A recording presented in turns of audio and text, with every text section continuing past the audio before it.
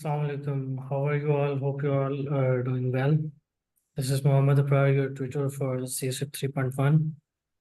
Last time हमने discuss किया था topic introduction to welding processes, और आज उस उन्हीं वेल्डिंग प्रोसेसेस में से फर्स्ट वेल्डिंग प्रोसेस है एमएमए, जिसे मैनुअल मेटल आर्क वेल्डिंग कहते हैं। आज हम डिटेल में मैनुअल मेटल आर्क वेल्डिंग पे डिस्कशन करेंगे। So MMA stand for manual metal arc welding. Americans इसके लिए टर्म यूज करते हैं SMAW. SMAW stand for shielded metal arc welding, एसएमएडब्ल्यू, right. सो इसमें आपके पास इलेक्ट्रोड यूज होता है जिसके अंदर वायर है और उसके ऊपर फ्लक्स की कोटिंग होती है। इस फ्लक्स के अंदर अलॉइंग एलिमेंट्स मौजूद होते हैं, राइट। और कुछ इसकी कंपोजिशन जो है वो ऑर्गेनिक मटेरियल पे या इनऑर्गेनिक मटेरियल पे डिपेंडेंट होती है, जो कि मेल्ट होके ये शील्डिंग गैस भी प्रोड्यूस करती है। ओके। मेल्ट होने के बाद जो मेटेलिक कंटेंट है वो इस बीड में चला जाएगा, और जो नॉन मेटेलिक कंटेंट है वो ऊपर सॉलिडिफाई होके स्लैग की लेयर बना देगा। इलेक्ट्रोड का एंगल इसमें 75 to 80 डिग्री तक रहता है। Direction of travel, drag technique,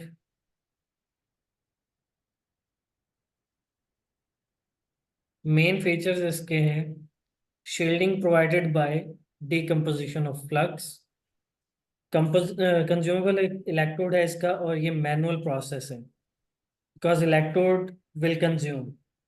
जैसे ही आर्क यहाँ पे चलेगी, इलेक्ट्रोड यहाँ से मेल्ट होगा और मोल्टन ड्रॉपलेट जो है वो ट्रांसफर होंगे आपके वेल्ड पूल में। मैनुअल प्रोसेस है तो वेल्डर के कंट्रोल में रहेगी arc length, angle of electrode, speed of travel and current settings. ये इसकी टोटल असेंबली है। कंट्रोल पैनल, इलेक्ट्रोड ओवन है, इलेक्ट्रोड रिटर्न लीड है, welding visors, filter glasses, power source, holding ovens, inverter source, then electrode holder and power cables. Normally MMA के लिए ओसीवी की range 80 volt तक रहती है। 80 वोल्ट पे ऑपरेटिव है ये। और वोल्टेज को मैयर कहाँ से करेंगे? वोल्टेज को सबसे बेस्ट और कहाँ इसमें से मैयर किया जा सकता है? सर सबसे बेस्ट टर्मिनल से, जो पॉजिटिव नेगेटिव टर्मिनल होंगे। Positive negative terminal. जी। या फिर ये भी हो सकता है कि चूंकि केबल की लेंथ आगे चल रही होती है, वोल्टेज ड्रॉप होता है, तो जहाँ हम वेल्डिंग कर रहे हैं वहां से मेजर करें। This is the right approach. जहाँ पे आपका इलेक्ट्रोड है ना, इलेक्ट्रोड के आप जितना करीब जाके वोल्टेज मेजर कर सकते हो, वहां पे आपको मिलेगी एक्चुअल वोल्टेज। मशीन पे आपने कोई भी वोल्टेज सेट की हो सकती है, लेकिन एक्चुअल में जब वेल्डिंग चल रही होती है तो वो वोल्टेज कांस्टेंट नहीं रहती है, राइट। बिकॉज मैनुअल प्रोसेस है तो उसमें फ्लक्चुएशन होती है due to hand movement. Okay. सही। फिर सो तो इसमें मैयर सर सेफ्टी असर नहीं होगा फिर, अगर। नहीं होता। अच्छा अच्छा। आप करीब जा सकते हो, लेकिन ये सेफ्टी पैरामीटर्स को फॉलो करते हुए। मैयर arc voltage close to arc, okay, ठीक। Because it is variable with change in thank arc length. अगर आप वोल्टेज टू लो कर देंगे तो इलेक्ट्रोड जो है वो स्टब कर जाएगा, वेल्ड टूल में लग जाएगा। और अगर आप इसको टू हाई कर देते हैं तो स्पैटर आ सकता है, पोरोसिटी आ सकती है। नेक्स्ट, ये जो तीन आपको इंडिकेशन दी हुई है ना, इनमें से कुछ भी नहीं आएगा। ओके। अच्छा। वोल्टेज इसको कट कर दें, इसकी जगह पे वोल्टेज टू हाई होने की वजह से आपकी बीड जो है वो वाइडर होती है, चौड़ाई में जाती है बीड, बिकॉज सरफेस एरिया नीचे से इंक्रीज हो जाता है, और लेस पेनिट्रेशन मिलती है आपको, एक्सेस नहीं, लेस यस। पेनिट्रेशन। ठीक है। ओके, ये तीनों पैरामीटर जो आपको कट करवाए हैं, ये एक्सेस करंट के हैं, राइट। वोल्टेज के लिए। अच्छा अच्छा, एक्सेस करंट में मिलते हैं हमें इससे। ये थोड़ी सी मिस्टेक है ना यहाँ पे, इसीलिए आपको ये तीनों कट करवा रहा हूँ। इन तीनों को कट करके जो आपको लिखवाया है ना कि बीड वाइडर होगी और लेस पेनिट्रेशन मिलेगी, वो लिख लें यहाँ पे। ठीक है। अब आ जाए करंट में। Range set by electrode diameter material type and thickness. Approximately 35 ampere पर एम एम डाया पे लगते हैं। लाइक अगर आपका इलेक्ट्रोड है 3 mm डाया उसका, तो उस पर कितने एम्पेयर करंट लगेगी? 105। अगर 35 हो तो 35 to 70, 70 पर प्लस 35 कर लो तो 105 एम्पेयर्स, राइट। 105। राइट। करंट अगर टू लो करेंगे तो post stop start, lack of fusion, slag inclusion और हम मीन्स इरेगुलर वेट शेप जैसी प्रॉब्लम्स आ सकती हैं। और अगर आप टू हाई कर देते हो तो स्पैटर आएगा, एक्सेस पेनिट्रेशन आएगी, अंडरकट आएंगे और बर्न थ्रू के चांसेस हैं, right. Polarity, it can be DC positive, DC negative and AC. MMA के अंदर ये तीनों पोलैरिटीज यूज होती हैं and determined by operation and electrode type. अच्छा सर, एक क्वेश्चन है। मैं एक एक्सपीरियंस बताने लगा हूँ कि जी। एक दफ़ा एक स्ट्रक्चर की वेल्डिंग हो रही थी। ओके। तो करंट जो है ना, मुझे मैंने देखा डब्ल्यूपीएस में जो लिखा है उससे बहुत ज़्यादा था जो अप्लाई करंट था। ठीक है। तो और जहाँ पे वेल्ड कर रहा था ना सर, तो मुझे स्ट्रक्चर की दूसरी साइड से, तो मुझे जो है ना वहाँ पे ब्लैकिश अपीयरेंस नज़र आ रही थी। मतलब बर्निंग की मुझे ऐसा लग रहा था कि यहाँ पे अपीयरेंस हो रही है, वो हल्की हल्की। बर्न थ्रू जा रहा होगा। उसकी थिकनेस क्या थी? इलेक्ट्रोड की, सॉरी, मेंबर की? मेंबर की। सर वो कोई ज़्यादा थिक नहीं था, मतलब मुझे एग्जैक्ट याद नहीं, लेकिन फिर वहां 10 पे mm। वो ज्यादा करंट क्यों यूज कर रहे थे? अल्लाह जाने सर। वो अक्सर जो है ना, मैंने उनसे फिर उनको रोका है, मैंने कहा कि ये बताएं आप ये करंट क्यों ज़्यादा यूज़ कर रहे हैं। तो वो मुझे से ना आगे से कहते हैं कि ये ना मशीन जो हम यूज़ कर रहे हैं, इन्वर्टर जो यूज़ कर रहे हैं, ये सिंगल फेज़ है। तो 3 फेज़ होता तो इतनी वैल्यू पे ये चल जाता। तो मैंने कहा इसका क्या मतलब है उसका। उन्होंने एक तो मुझे भी उसका आइडिया नहीं था, और उन्होंने जो जवाब दिया वो भी कोई अजीब से ही उन्होंने यही बात की है कि यहाँ पे करंट की पोलैरिटी नहीं सही रहती, ये नहीं रहता, पता नहीं क्या। अलबत्ता उन्होंने आगे से लॉजिक ये दी कि ये जो है ना सिंगल फेज है, इस वजह से हम करंट ज़्यादा कर रहे हैं। सिंगल तो फेज के मीटर लगाया हुआ है उन्होंने ऊपर? सिंगल फेज यानी उनके पास जो पावर सोर्स है ना वो सिंगल फेज है, या इन्वर्टर है वो ट्रांसफार्मर यूज कर रहे थे या रेक्टिफायर यूज कर रहे थे? ये रेक्टिफायर। रेक्टिफायर था ना, तो डीसी में यूज कर रहे होंगे। पोलैरिटी क्या थी, पॉजिटिव या नेगेटिव? पोलैरिटी तो जो इलेक्ट्रोड की थी वो पॉजिटिव थी और उसकी नेगेटिव थी। यानी डीसी पॉजिटिव ही यूज कर रहे थे ना। जी, डीसी पॉजिटिव यूज कर रहे थे। ये आपने कौन से पास में देखा था जिसमें करंट इन्होंने बढ़ाई हुई थी? रूट पास था या हॉट पास था? मेरा ख्याल है कि सर दूसरा पास था, बल्कि नहीं, स्टार्ट था। स्टार्ट था, फर्स्ट पास था। स्टार्टअप पे डीसी पॉजिटिव लगा रहे हैं? जी। शहजादे, नॉर्मली रूट में डीसी नेगेटिव प्रेफर्ड होती है। डीसी अच्छा, नेगेटिव, सही है। ठीक है। उसके बाद डीसी पॉजिटिव रख के हॉट पास लगाया जाता है, जरा करंट को एक्सेसिव रख के, ताकि अगर कोई लैक ऑफ रूट पेनिट्रेशन या लैक ऑफ रूट फ्यूजन का मसला हो ना, तो वो उसमें निकल जाता है। लेकिन जैसे आप बता रहे हो ये डीसी पॉजिटिव पे, इस पे तो बंद होके चांसेस आ जाते हैं फिर। अच्छा अच्छा, तो वही बस वो स्ट्रक्चरल मेंबर था, उसको इसी तरह वो कर रहे थे। तो फिर खैर मैंने उनको रोक नहीं, दिया, वो मैंने फिर कहा। वो फिर रॉन्ग अप्रोच यूज कर रहे हैं ना। हाँ जी। नहीं, वो फिर रोक दिया, मैंने कहा कि अपने ना मैं बॉस से ये डिस्कस करूंगा, मुझे भी उसका आइडिया नहीं था इतना कि ये क्योंकि ऐसा होता नॉर्मली नॉर्मली जितने भी डब्ल्यूपीएस डिजाइन होते हैं उनमें रूट में जो रन लगाया जाता है ना, क्योंकि देखिए आपका जो रूट फेस बनता है ना, रूट फेस है। जी की थिकनेस बहुत ज्यादा नहीं होती है। लाइक जी। आप हार्डली जैसे। कह लो कि 1 से 1.5 स्मार्ट। मिलीमीटर तक का रूट फेस बनता है। जी सर। ठीक है, आप उस पे अगर डीसी पॉजिटिव पोलैरिटी रख के लगा रहे हो और अगर आपकी करंट हाई है तो वो तो वैसे ही आर पार हो जाएगा इलेक्ट्रोड, सही। तो उस पे यानी डैमेज एक कर तो देगा वो आपके रूट फेस को। फूड फेस को डैमेज कर देगा अगर डीसी पॉजिटिव यूज किया तो। हाँ जी। सही। मे बी सेकंड जो हॉट पास है ना, मे बी वो वहां पे यूज कर रहे हो, क्योंकि हॉट हाँ। पास की टेक्निक हम यूज ही करते हैं किसके लिए, रूट को थोड़ा सा एक्सेस पेनिट्रेट करवाने के लिए। अच्छा अच्छा। तो मे बी वो वहां पे इसलिए थोड़ी करंट ज्यादा रख रहे होंगे। आप उनसे ये जरूर कंफर्म कर लेना कि आप लोग ये हॉट पास पे लगा रहे थे या रूट पास पे लगा रहे थे। अच्छा। नहीं वो तो बहुत पुरानी बात हो गई। तब तो स्टार्टिंग था। वो इसकी सिर्फ एक ही इंडिकेशन होती है, क्योंकि नॉर्मली हॉट पास जो है ना वो यूजुअली जितनी करंट डेजिग्नेट होती है ना डब्ल्यूपीएस पे, उससे थोड़ी जी। सी अबव रख के ना वो फिर लगाया जाता है, ताकि रूट अगर प्रॉपर पेनिट्रेट नहीं की तो वो कर जाए। सही सही। वो ठीक है। सर था भी इसी तरह जिस तरह फिलेट वेल्ड नहीं था, यानी सॉकेट बट नहीं था वो कोई वेल्ड। वो सिर्फ मेंबर्स को आपस में जोड़ने के लिए सिर्फ वो जिस तरह होते हैं ना प्रोसेस कौन सा यूज कर रहे थे, जी। एमएमए? हाँ मेंबर्स को ज्वाइन कर रहे थे नहीं, आपस में। प्रोसेस जी। कौन सा था, समा था?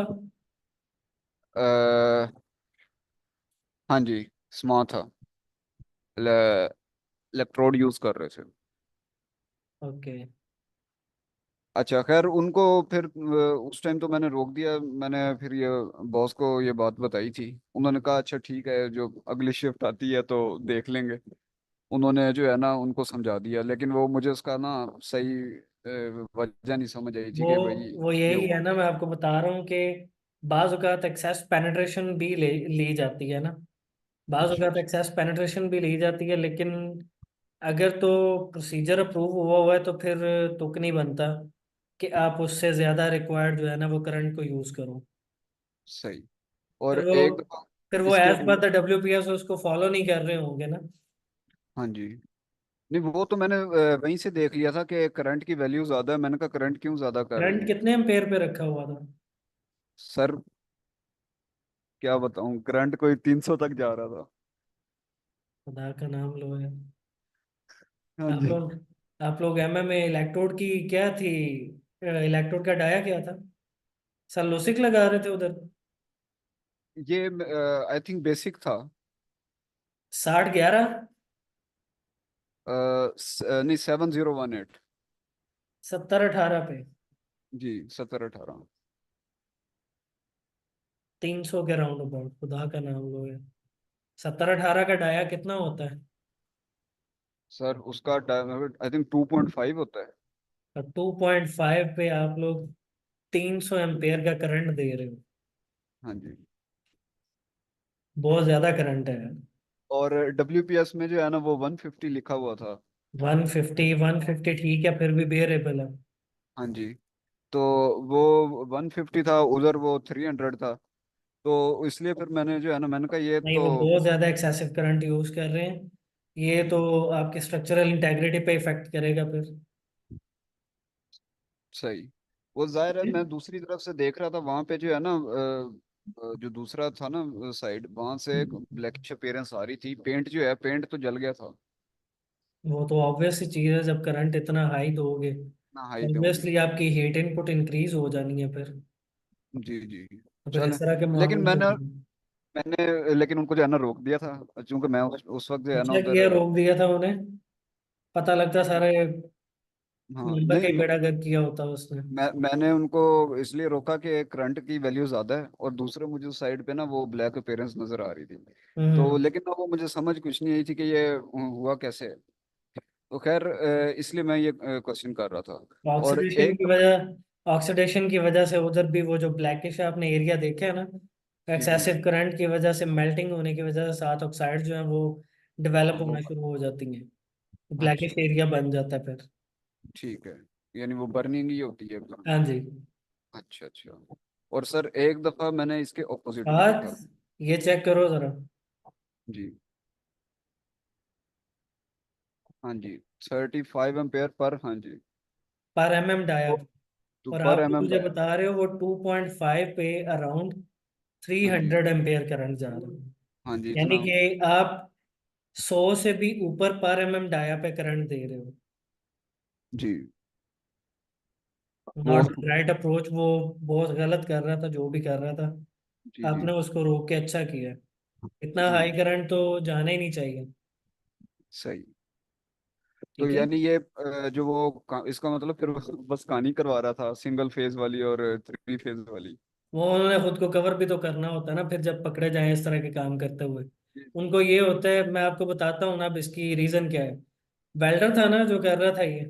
हाँ जी, वेल्डर था। वेल्डर्स को ये होता है बस हम प्रोडक्टिविटी दे दें, हमें ये ना पूछे कि कैसे दे रहे हैं। करंट कैसे? बढ़ाओगे जब आप, तो हाँ ऑब्वियसली काम ज्यादा जल्दी हो जाता है। जी, ऐसे ठीक ही। है। उसका काम जल्दी हो जाएगा। अगर वो 150 एम्पेयर पर रख के करता, तो उसको प्रॉपर वो पेनिट्रेशन निकालनी पड़ती या इस तरह के मामला होते। तो ये वेल्डर टाइम। इसी तरह से करते हैं। टाइम बचा वो रहा होगा। अपना टाइम बचाने के लिए जॉब का बेड़ा गर्क कर देते हैं, मेंबर्स का बेड़ा गर्क कर देते हैं। उनको नहीं आइडिया होता इस चीज का कि जी मैकेनिकल प्रॉपर्टीज पे क्या इफेक्ट आएगा, जॉइंट की स्ट्रेंथ पे क्या इफेक्ट आएगा। जी। वक्ती तौर पे तो काम चल जाएगा आपका, लेकिन उस मेंबर की लाइफ जो है वो रिड्यूस हो जाती है। सही। Okay. Okay. So polarity DC positive, positive will be on electrode and negative on workpiece.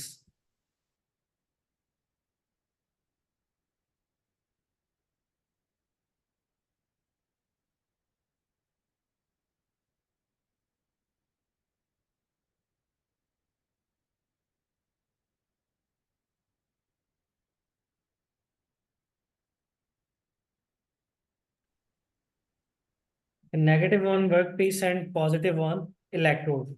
So 70% on positive side, 30% on negative side. इसी तरह जब आप डीसी नेगेटिव में आते हैं तो इलेक्ट्रोड आपका नेगेटिव हो जाता है, work piece positive. So positive पे 70% हीट इनपुट, नेगेटिव पे 30% हीट इनपुट। सो हीट का ये जो डिवीजन है, इसकी वजह से डीसी नेगेटिव में आपको लेस पेनिट्रेशन मिलती है। बिकॉज इलेक्ट्रॉन्स का फ्लो किधर है, डीसी नेगेटिव में इलेक्ट्रोड से वर्क पीस की तरफ, और डीसी पॉजिटिव में वर्क पीस से इलेक्ट्रोड की तरफ। तो इलेक्ट्रॉन्स जहां पे जाके गैदर होंगे, उस मेंबर में ज्यादा कैपेसिटी होगी दूसरे मेंबर को पेनेट्रेट करवाने की। Okay, this is totally on electrons mission, right.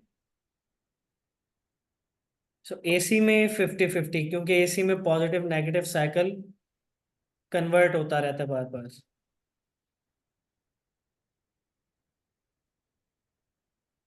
Travel speed controlled by welder, often measured as run-out length, as the time to burn single rod, fairly standard at constant current.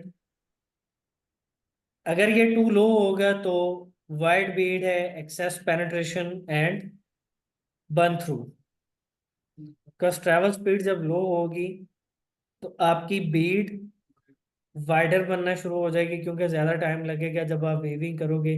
Penetration भी access होगी, बाजुकात अगर thin member है तो उस पर burn through भी हो जाएगा। अगर आप टू हाई रखेंगे तो बीड जो है वो नैरो बनेगी, lack of penetration, lack of fusion और डिफिकल्ट स्लैग रिमूवल जैसी प्रॉब्लम्स फेस हो सकती हैं। जैसे यहाँ पे देख लो, ये ट्रैवल स्पीड टू फास्ट होने की वजह से, ये वोल्टेज टू हाई होने की वजह से है, ये करंट टू हाई होने की वजह से है, करंट टू लो होने की वजह से। Operating factor for MMA, welder needs time to change electrodes, also has to deslag. अब उसने चेंजिंग भी करनी है इलेक्ट्रोड की, डी स्लैग यानी इंटरन क्लीनिंग भी करनी है उसने, फिर टेम्परेचर भी मेंटेन करना है उसने। इंटरपास टेम्परेचर भी मेंटेन करेगा। मेंटेन करने के बाद इंस्पेक्शन भी होगी। तो लॉन्ग रन पे उसको बाज औकात रीपोजीशन भी होना पड़ता है। यानी थोड़ी वेल्डिंग इधर की, फिर सेंटर में आ गया, फिर एंड पे चला गया, फिर वहां से वापस आके स्टार्ट से दोबारा शुरू किया, फिर सेंटर में आया, फिर एंड पे गया। तो वो इस तरह से उसको रिपोजिशन भी होना पड़ता है। All reduce time weld metal is deposited. So इन सब की वजह से ये टाइम कम हो जाता है, वेल्ड मेटल की डेपोजिशन का टाइम जो है वो कम होना शुरू हो जाता है। सो ऑपरेटिंग फैक्टर किस तरह से कैलकुलेट होता है? आर्क टाइम तो the total time is operating factor, और एमएमए के लिए ये रेयरली अबव 30% जाएगा। अब आर्क टाइम क्या है? जिस टाइम में आर्क आपकी चली है, तो total time divided by total time, जितना टाइम लगे दोबारा से आर्क को इनिशिएट होने में, यानी डी स्लैग भी किया, इंस्पेक्ट भी किया, इंटरपास टेम्परेचर भी मेंटेन किया, फिर दोबारा से आर्क जनरेट, जो वो टोटल टाइम होगा उस पर जब आप डिवाइड करते हो 100 से मल्टीप्लाई कर लो, तो ये रेयरली 30% से अबव जाएगा। So mostly defects are caused by lack of welder skill, incorrect setting of equipment, या फिर incorrect use और treatment of electrodes. Treatment of electrode अगर आपने एक्यूरेट नहीं की तो उसकी वजह से भी आग अनस्टेबल हो सकती है, या फिर आप रॉन्ग यूज करते हो पोलैरिटी, वो उसके साथ लगने वाला ही इलेक्ट्रोड नहीं है, आप उस पोलैरिटी पे उसको यूज कर रहे हो, तो रॉन्ग अप्रोच होगी। टिपिकल डिफेक्ट्स इसमें स्लैग इंक्लूजन आती है, आर्क स्ट्राइक आती है, पोरोसिटी, अंडरकट और शेप के डिफेक्ट्स जैसे ओवरलैप, एक्सेसिव रूट पेनिट्रेशन वगैरह आ सकते हैं। एडवांटेजेस, फील्ड या शॉप यूज के लिए अच्छा है, रेंज ऑफ कंज्यूमेबल्स अच्छे हैं इसके, ऑल पोजिशनल वेल्डिंग पॉसिबल है, पोर्टेबल है, सिंपल इक्विपमेंट है। डिसएडवांटेजेस में high welder skill, high levels of fume, hydrogen control नहीं है इसमें। एमएमए के जो कंज्यूमेबल आप यूज करते हो उसमें फ्लक्स की कंपोजिशन ही हाइड्रोजन से भरपूर होती है। स्टॉप स्टार्ट प्रॉब्लम्स आती हैं ऑब्वियसली जब भी आपको इलेक्ट्रोड चेंज करना है, एंड लो प्रोडक्टिविटी। एमएमए के welding consumables consist of a core wire typically between 350 to 450 mm in length, और इसका डाया कितना आता है? 2.5 to 6 mm। वायर कवर्ड होती है एक्सट्रूडेड एक्सटर्नल फ्लक्स से। Core wire is generally of a low quality rimming steel. Weld quality is refined by addition of alloying and refining agents in the flux coating. अब जो flux है उसके अंदर अलाइंग element और फिर कुछ रिफाइनिंग एजेंट्स ऐड किए होते हैं। Flux coating contain many element and compound that all have variety of function during welding. तो डिफरेंट फंक्शंस जैसे मैंने एक्सप्लेन किया कि फ्लक्स की लेयर ही मेल्ट होके शील्डिंग गैस भी प्रोड्यूस करती है, यही मेल्ट होके स्लैग भी बनाएगी, और इसी में से मेल्ट होके जो मेटालिक कंटेंट हमें चाहिए होता है वो बीड में चला जाता है। Function of electrode covering to facilitate arc ignition and give stability, generate gas shield and molten metal from the air contamination, to deoxidize the weld metal and flux impurities into the slag। Flux की जो impurities हैं वो slag में चली जाती हैं और deoxidise करना होता है हमें, इसलिए इलेक्ट्रोड के ऊपर फ्लक्स की कवरिंग होती है, to form a protective slag blanket over the solidifying and cooling weld metal. Alloying element चाहिए होते हैं हमें, तो वो भी फ्लक्स से मिलेंगे, to aid positional welding, right? Aid positional welding, slag designed to have suitable freezing temperature to support molten weld metal। तो स्लैग का डिज़ाइन जो होता है वो इसी तरह से, यानी इसके अंदर जो कंपाउंड ऐड किए जाते हैं उनको इस तरह से ऐड किया जाता है ताकि आपके वेल्ड मेटल से पहले पहले स्लैग जो है वो खुश्क हो गया हो। ओके, मोल्टन स्लैग जो है वो सॉलिडिफाई हो चुका हो। Control hydrogen content in the weld, basic type में हाइड्रोजन को कंट्रोल करने के लिए भी इसको यूज किया जाता है, राइट। तीन तरह के इलेक्ट्रोड हैं, सेलुलोसिक है, रुटाइल है और बेसिक है। जब भी एमएमए की बात हो रही हो, आप वर्ड सुन लें डीप पेनिट्रेशन, तो आपके माइंड में क्या आना चाहिए? सेलुलोसिक। मैं क्वेश्चन कर सकता है ना आपसे कि फला फला इलेक्ट्रोड है, बताएं जी हमें ये फंक्शन चाहिए, कौन सा इलेक्ट्रोड यहाँ पे यूज करें? तो अगर डीप पेनिट्रेशन की बात होती है तो सेलुलोसिक, जनरल पर्पस की बात होती है तो रोटाइल, लो हाइड्रोजन की बात होती है तो बेसिक, राइट। कि ये इसकी पैकेजिंग्स हैं। Plastic foil sealed cardboard box में आता है रुटाइल। टिन कैन में आता है सेलुलोसिक। वैक्यूम सील्ड पैक में होता है एक्स्ट्रा लो हाइड्रोजन। इसके रिलेटेड भी क्वेश्चन हो सकता है मे बी, कि बताएं पैकेजिंग कौन सी है, किसकी कौन सी पैकेजिंग है। सेलुलोसिक इलेक्ट्रोड कवरिंग में सेलुलोज है, ऑर्गेनिक मटेरियल है, तो इसीलिए जब वो बर्न होता है तो ये डीप पेनेट्रेशन इसी चीज से प्रोवाइड करता है। जब वो बर्निंग होगी, कंबस्शन होगी, तो वो इस लेवल की होती है कि वो बहुत ज्यादा डीप पेनेट्रेट करवाती है। तो इसीलिए एमएमए के अंदर जो सेलुलोसिक इलेक्ट्रोड है, ये सबसे ज्यादा डीप पेनेट्रेशन आपको प्रोवाइड करेगा। Why? Due to this cellulose. Okay. Gas shield produce करेगा, that is high in hydrogen, raising the arc voltage. Deep penetration and fluid characteristics, so that will enable it to welding at high speed without risk or lack of fusion. तो जब भी lack of fusion से बचना है तो तब कौन सा इलेक्ट्रोड यूज करेंगे? Cellulosic. Generate high level of fumes and hydrogen cold cracking आती है इसकी वजह से, क्योंकि इसका हाइड्रोजन कंटेंट बहुत ज्यादा है। Forms a thin slag layer with coarse weld profile and not require baking or drying, क्योंकि एक्सेसिव हीट इसकी कवरिंग को डैमेज कर देगी। Mainly use for stock pipe welding. Pipe welding में अच्छा है ये, क्यों? क्योंकि जब भी आप वेल्डिंग करते हुए नीचे की पोजीशन में जाते हो तो वहां पे जाके बाकी कोई इलेक्ट्रोड इतना अच्छा फंक्शन परफॉर्म नहीं करेगा, ये अच्छा चल जाता है, इसलिए इसको प्रेफर किया जाता है पाइप वेल्डिंग करते हुए। तो हाइड्रोजन कंटेंट इसके अंदर 80 to 90 ml है पर 100 gram of weld metal. Disadvantages may well be have high hydrogen, risk of cracking है, not suitable for high strength steels। बहुत थिक सेक्शंस पे इसको यूज नहीं कर सकते, स्ट्रक्चरल इंटेग्रिटी डिस्टर्ब हो जाएगी। Not suitable when low temperature toughness is required. Obvious है कि हाइड्रोजन इंड्यूस कोल्ड क्रैकिंग है, तो cold cracking is a type of brittle cracking, right. So brittle cracking से बचने के लिए हमें टफनेस चाहिए, जो कि ये इलेक्ट्रोड हमें प्रोवाइड नहीं कर सकता। सो that is why it is not specified on very low temperatures. Okay. So again, same advantages and disadvantages. Rutile electrodes covering में titanium oxide है, that is slag former and arc stabilizer. Easy to strike the arc, stable है, easy to use, arc can operate both in AC and DC.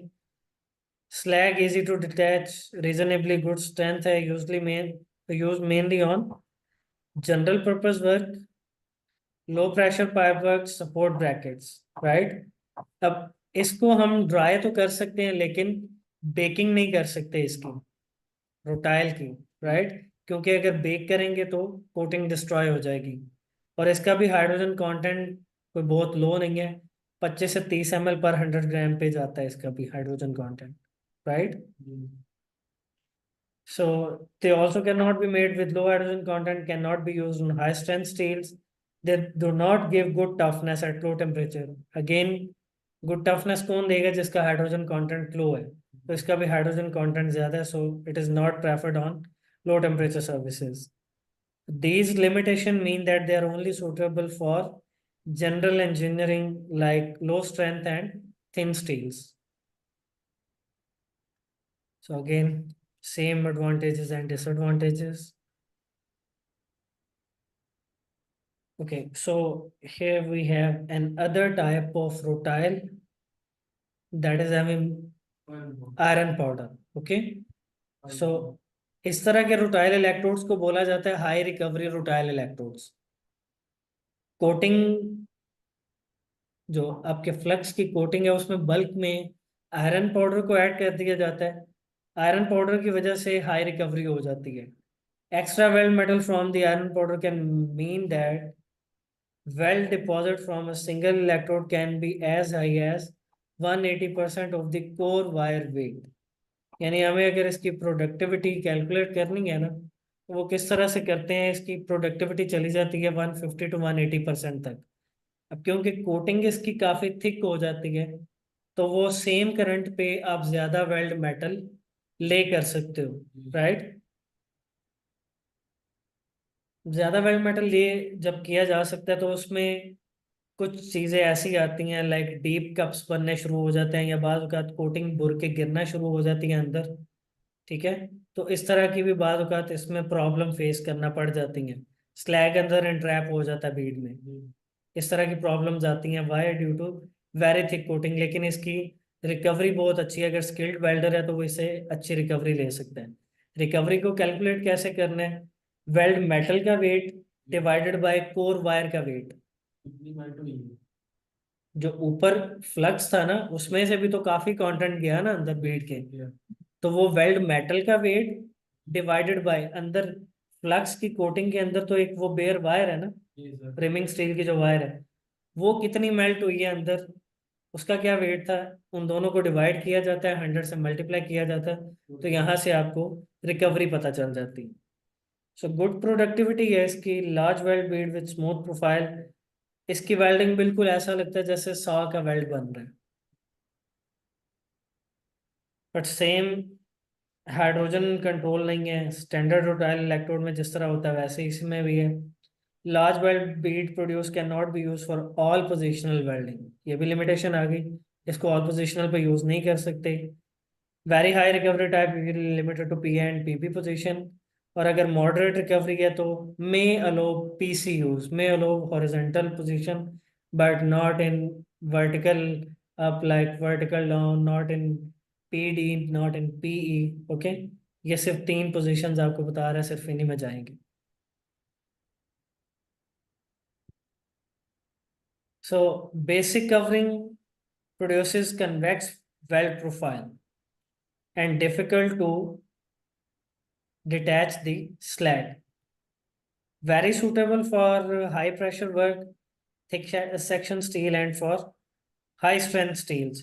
But prior to using these electrodes, they should be baked typically to 350 degree at 2 hours. Okay. Why? To reduce moisture. क्योंकि इसकी composition है वो moisture sensitive होती है, like moisture होगा तो वो उसको अपने अंदर जज्ब करना शुरू कर देगी, मॉइस्चर पिकअप होता है इसमें। तो इसलिए इसको बेक करवाया जाता है, so that you can achieve low hydrogen potential status, contain calcium fluoride and calcium carbonate compounds, but cannot be rebaked indefinitely। इसको वन टाइम रीबेक करते हैं, इसके बाद रीबेक नहीं करते हैं।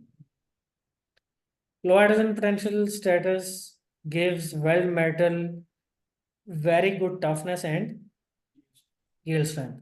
लो हाइड्रोजन होगा तो ऑब्वियसली क्रैकिंग के चांसेस नहीं होंगे, so it is best. Have the lowest level of hydrogen, less than 5 ml per 100 gram of weld। So less than 5 is very low content, right? अगर हम स्टैंडर्ड के according देखें तो स्टैंडर्ड की requirement है कि हाइड्रोजन का स्केल जो है वो लेस देन 15 होना चाहिए। ओके, ग्रेटर देन 15 होगा तो वो क्या होगा, क्रैकिंग की टेंडेंसी वहां पे ज्यादा होगी, ज्यादा चांसेस होंगे जब हाइड्रोजन कंटेंट 15 ml से एक्सीड कर जाएगा। So disadvantage is careful control of baking and or issuing of electrode is essential to maintain low hydrogen status and avoid risk of cracking।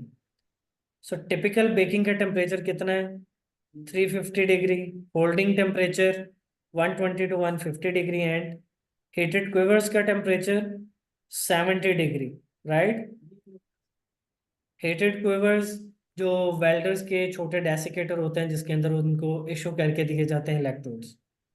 Okay, so welder need to take more care और require great skill. Weld profile usually more convex, desclagging require more effort than for other types। High toughness values हैं, low hydrogen content है इसका, low crack tendency, high cost, so high control, you need to control it, right? High welder skill required, welder को बहुत skill require है, क्योंकि छोटे dia का electrode operate करना थोड़ा मुश्किल होता है, तो वहाँ पे कंट्रोल बहुत चाहिए होता है, so that is why you need to have high control and high skill. Convex weld profile है, प्रो स्टॉप स्टार्ट प्रॉपर्टीज हैं इसकी। इलेक्ट्रोड की डेजिग्नेशन बहुत इंपॉर्टेंट है, हर इलेक्ट्रोड के ऊपर ये डेजिग्नेशन होती है, right. So we need to check in the compulsory part, इसके लिए कुछ डेजिग्नेशंस हैं। लाइक E50 है तो 50 means yield strength in Newton पर mm स्क्वायर। सो मिनिमम और मैक्सिमम, मिनिमम। सॉरी फहद आपकी आवाज नहीं आ रही, दोबारा बोलिए। Sir minimum. Minimum, yes right, we need to have minimum this, maximum could be more than that, right? So this 3 is for toughness। अगर आप दोबारा रिकॉल कर लें, चैप्टर नंबर 4 में हमने टफनेस में एक कर्व पढ़ी थी जिसके अंदर कुछ टेम्परेचर दिए हुए थे माइनस में। एक साइड पे एक साइड पे एनर्जी थी on the vertical access, and on the horizontal axis आपके पास टेम्परेचर था। तो ये यस। 3 जो है ये स्टैंड करता है -30 के लिए। अच्छा। ओके, अगर यहाँ पे 2 हो तो -20, 1 है तो -10, राइट। जो भी नंबर होगा उसके हिसाब से वो माइनस में, 10 में, 20 में, 30 में, 40 में, एनी नंबर उसमें ये टेम्परेचर होगा। एंड कंपोजिशन इसकी निकल है तो निकल हम वैसे ही लो टेम्परेचर पे यूज करते हैं। And B stand for basic covering, flux की कवरिंग क्या है, बेसिक है, राइट। यहाँ पे ये हाइड्रोजन कंटेंट एक इम्पॉर्टेंट चीज है। सो H10 मीन्स यहाँ पे हाइड्रोजन का जो कंटेंट है वो कितना होगा, 10 ml/100 ग्राम। ओके, 10 ml/100 ग्राम।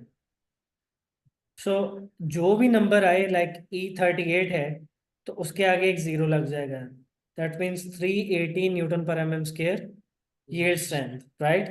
E42 है तो 420, 46 है तो 460, 50 है तो 500 न्यूटन पर mm square, but minimum yield strength, right. Okay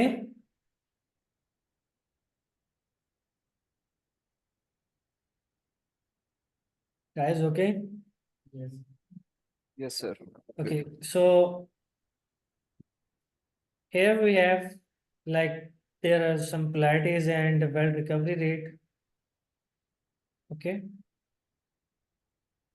so 105, 105, 105, or but you don't need to remember these tables. Welding position इसमें ऑल पोजीशंस यूज हो सकती हैं। वर्टिकल डाउन में कुछ फ्लैट बट के लिए, कुछ फिलेट के लिए, कुछ हॉरिजॉन्टल फिलेट के लिए, फ्लैट बट और फिलेट के लिए, right, and vertical down, but you don't need to remember that one. Then we have AWS A5.1। So Americans में alloyed electrodes के लिए ये स्टैंडर्ड यूज होता है A5.1, जबकि ब्रिटिश के लिए है 2560। Okay, BSEN 2560, that is for MMA covered electrode classification. And for Americans we have A5.1, 5.4, 5.5, right? Some are for alloyed, some are for non-alloyed, right? Americans की अप्रोच है tensile strength की, okay, but British की approach है yield strength की। So we will go only for British. British में अगर covering पे सी आ रहा है तो सेलुलोसिक, आर आ रहा है तो रोटाइल, आर आ रहा है तो रोटाइल रिकवरी, और बी आ रहा है तो बेसिक। अमेरिकन्स में जहाँ पे इलेक्ट्रोड की नंबरिंग एंड होती है, जैसे 6010 है, 6011 है, तो वो 0 और 1 पे उसकी एंडिंग हो रही है। सो 0, 1 is for cellulosic, 2, 3 for रोटाइल, 4 for रोटाइल heavy recovery, and 5684 basic. 5684 basic. Okay.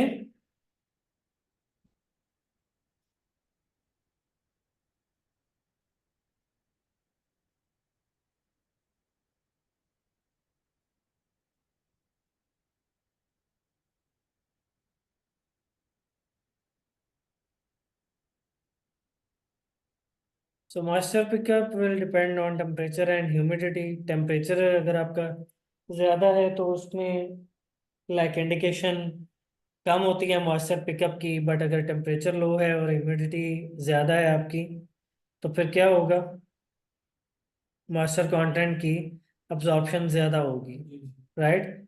सो हमें मॉइस्चर को रिड्यूस करने के लिए क्या करना पड़ता है, टेम्परेचर बढ़ाना पड़ता है, लेकिन ये हर इलेक्ट्रोड के लिए और हर कंपोजिशन के लिए नहीं है। वैसे नॉर्मली आपका अगर फिज़ा का टेम्परेचर ज़्यादा लाइक 50 है, 55 है, तो उसमें ह्यूमिडिटी बढ़ जाती है, तो वहाँ पे हवा में नमी बहुत ज़्यादा आ जाती है, तो मॉइस्चर पिकअप वहाँ से पॉसिबल होता है। तो इसलिए हमें अगर ज़्यादा देर तक ऐसे एटमॉस्फेयर में आपके इलेक्ट्रोड्स एक्सपोज रहेंगे, तो उतना ज़्यादा मॉइस्चर कंटेंट उनके अंदर पिक हो जाएगा, राइट। इलेक्ट्रोड की efficiency mass of weld metal deposit divided by mass of core wire melted। Recovery का ही फॉर्मूला है, नॉर्मली इसी तरह से कैलकुलेशन होती है ना, अगर रिकवरी आपने कैलकुलेट करनी है। ये बेकिंग अवन है, ये हीटेड क्विवर है जिसमें वेल्डर्स को इलेक्ट्रोड इशू करके दिए जाते हैं। जी, इस पर भी सेट होता है। Cellulosic electrode use straight from box, no baking no drying. Rutile electrodes if necessary dry up to 120, no baking.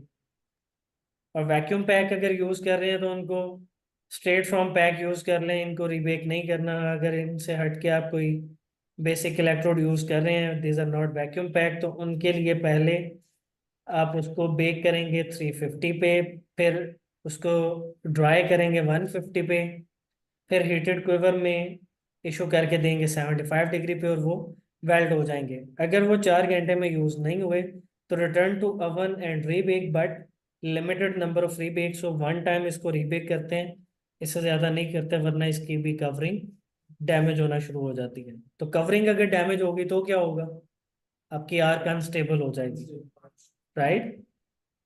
So electrode की वायर मेक श्योर कर लेना है कि सेंटर में होनी चाहिए, उसकी लेंथ और डाया जो है वो एग्जैक्ट होना चाहिए, राइट। देन इसके ऊपर किसी किस्म की चिपिंग कोई क्रैक्स नहीं होने चाहिए, ठीक है। और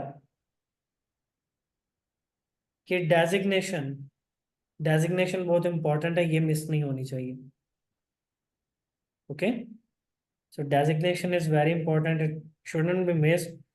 अच्छा, अगर आपको एक इलेक्ट्रोड मिल जाता है जिसके ऊपर कोई चीज डेजिग्नेट ही नहीं है, आप उस इलेक्ट्रोड को यूज करेंगे? Why not? हमें नहीं पता इसकी जो है ना ये कौन सा इलेक्ट्रोड है, इसकी स्ट्रेंथ कितनी है।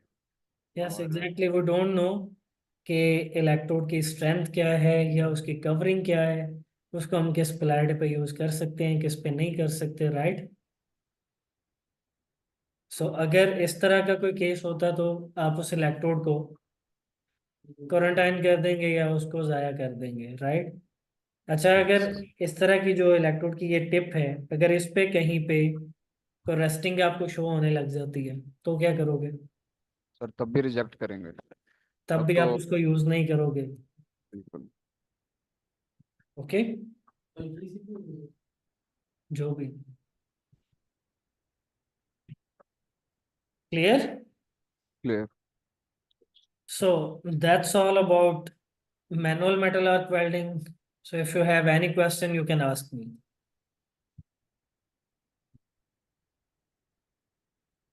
Any question regarding MMA, you can ask me. Clear? Clear sir. So that's all for today. और कल हमारा टॉपिक होगा टिक वेल्डिंग, जिसको अमेरिकन JTAW वेल्डिंग बोलते हैं। सो आई वुड प्रेफर कि आप उसकी स्लाइड से एक दफ़ा गो थ्रू हो लें, एंड कल हम उसको डिटेल में डिस्कस करेंगे। ठीक है। ओके जी, टेक केयर, अल्लाह बस तो हाफिज।